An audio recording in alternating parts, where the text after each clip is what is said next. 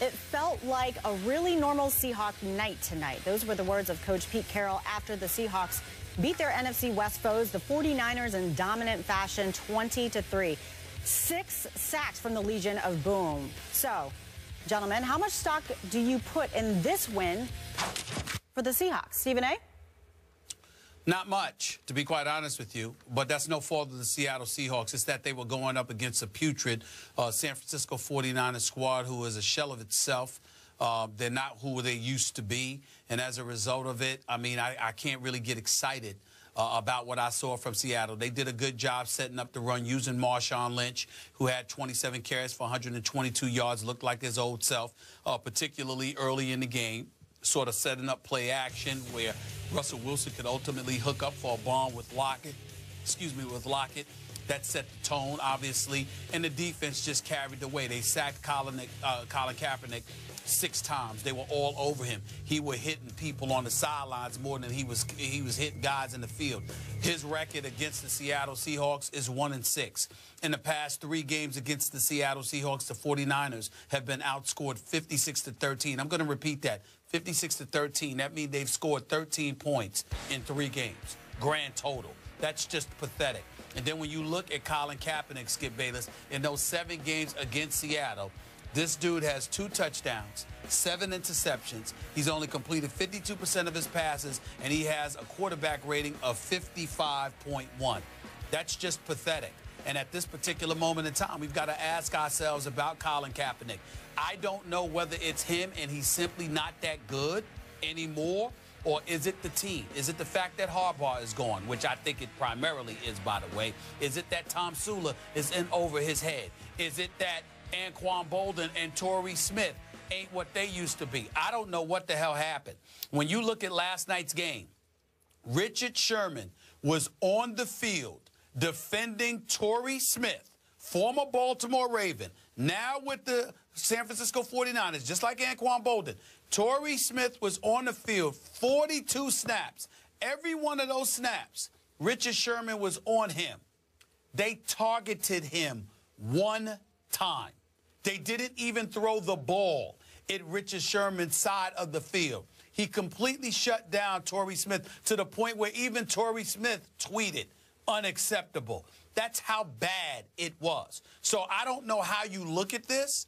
All I could do is give Seattle credit for handling its business and for continuing its level of domination over the San Francisco 49ers. But whether it's because Seattle has arrived or because the 49ers were just flat out pathetic, it's very difficult for me to tell. I'm just going to lean on the pathetic side on the San Francisco 49ers, primarily because a guy named Jed York, who's the boss of the team, along with GM Trent Baalke, essentially sold the franchise down the river because of their egos. The fan base has been robbed. 49er fans or nationwide have been robbed. This product that we were accustomed to seeing on the field under the Jim Harbaugh era, even when they were mediocre last year, they were 10 times better than what we've seen from them this year in terms of competitiveness. By that virtue alone, I'm going to use this as an opportunity to say I will lean on the 49ers being a tad bit shy of pathetic overall for the season, and clearly pathetic last night as the cause to why the Seahawks looked so good. I have faith in them. They're still my Super Bowl pick, Seattle, obviously, but this game told me nothing about them. It just told me everything about who they were playing against. And by the way, to your Richard Sherman point, did not you refer yesterday to a story you saw in the Seattle paper? Wasn't that it about that Richard they were grading cornerbacks, right? And he ranked 82nd so far through the... Well, that was Pro Football Focus rated him that.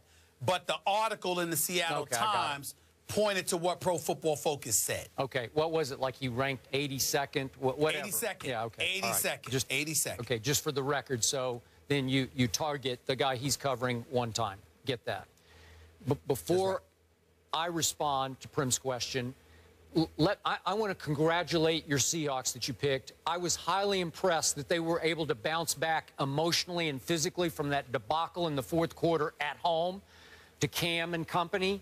just the previous Sunday, just 4 days before. I was impressed with their effort, their energy, their refocus. They came out much readier to play in this game than the 49ers did. On the flip side, I told you yesterday, I thought the 49ers, who played pretty well in their last 3 games, including the win last Sunday at home over Baltimore, for what that's worth, I thought they, as an arch rival, could at least hang in this game.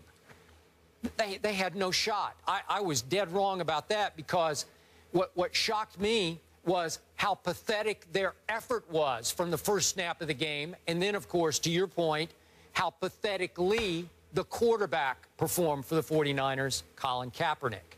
But to start the game off, and Marshawn did have a huge game, big bounce-back game, but Stephen A., it looked like they weren't ready to even try to tackle him in the opening series. And then after that, Colin Kaepernick seemed like his first 4 passes, I don't know what got into him. He was throwing balls that were supposed to be aimed at receivers. They weren't intentional, throw it out of bounds kind of passes. He was missing guys by a mile. And I don't know what's happened to Colin Kaepernick, because he had played a little better over the last 3 games. And then finally, Stephen A., what did Colin Kaepernick used to do to defenses? He used to terrorize defenses with his legs. Remember Green Bay in the 2 playoff games, one at Candlestick, one obviously at Lambeau? Colin Kaepernick literally ran them off the field with his legs. Again, this is nothing, it's no disrespect to his arm. He's got a huge arm, but he needs his legs to complement his arms. Guess how many running plays they called for Colin Kaepernick last night? 0? What are you doing? You don't even let him try? 0? And then Stephen A., he drops back. He used to kill you with scrambles, just kill you. And I know he's worked so hard. Be a pocket passer, stay in the pocket. So he goes back 1001, 1002, 1003, sack. And he's better than that. He's more dangerous than that. He never got Seattle's defense on its heels at all. They did not fear his legs for a moment last night. And if you don't, you will dominate them. And Seattle got back to being Seattle again. Your thoughts? Well, first of all, let's be clear about something here. What I said yesterday was this. Colin Kaepernick was going to be neutralized because the one thing that Seattle has on defense is speed. That's the one thing that they have. They're not only vicious and they can come at you, and they're smart, but they have speed. Sometimes it looks like they're lacking girth, okay? But they never lack speed. So he's going to be they're going to be a problem for somebody like Kaepernick. That's number one. And number two, Skip, let's just call it what it is. He doesn't look very good. He has looked average or worse this entire season. And here's the reason why. You want to look at it. Look, he doesn't really have an excuse. He's the one person that doesn't have an excuse. Vernon Davis might have an excuse because Colin Kaepernick is the quarterback. Anquan Bolden and Torrey Smith may have an excuse because Colin Kaepernick's the quarterback. But Colin Kaepernick, the quarterback, has an offensive coordinator in Jeep Christ. I believe that's how you pronounce his name. Right. It's G-E-E-P, No, Jeep Christ. You got it. Well, he was the quarterback's coach. Yeah. So he went from the quarterback's coach to the offensive coordinator. Okay. So whatever it is that he's asking you to do, this isn't some Alex Smith situation where you have different coordinators and, you know, different coaches all over the place and there's no level of continuity. The one person on the San Francisco 49ers who has had continuity is Colin Kaepernick. Jeep Christ was here. He was your quarterback's coach in San Francisco 2011, 2012, 2013, 2014. He's been with you since you arrived at San Francisco. So how is it that you have regressed to this point? At some point in time, we're going to have to look at Colin Kaepernick and start if we're going to talk about RG3, we got to start talking about this brother. Okay. Because he ain't showing up. All right, He's but it's the same syndrome. You have to use your legs or be allowed to use your legs.